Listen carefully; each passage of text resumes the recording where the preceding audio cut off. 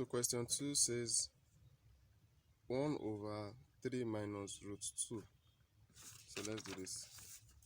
Now, unlike question number 1, you can see this question number 2, we have 3 minus root 2. For question 1, we only had root 5 as the denominator, but now we're having 3 minus root 2.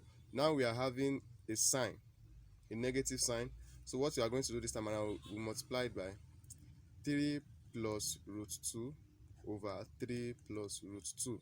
So when you are rationalizing and you want to use the denominator to multiply both the numerator and the denominator again, you change the sign.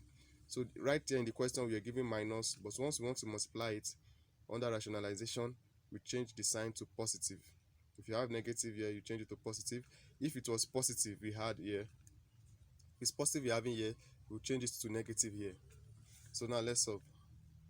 So 1 multiplied by this, it will still give us 3 plus root 2 over. So if you also use this to multiply this, we'll have 3 minus root 2 multiplied by 3 plus root 2.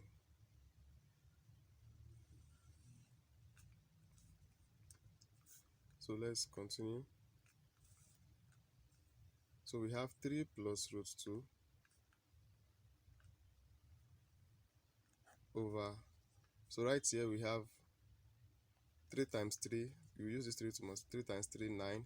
So 3 times plus root 2, we have 3 root 2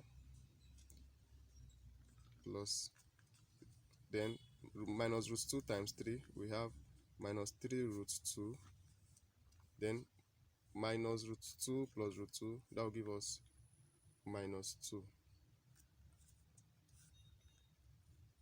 So here we'll be having 3 plus root 2 over, so this can cancel this, and then we'll be left with 9 minus 2, which is 3 plus root 2 over 7.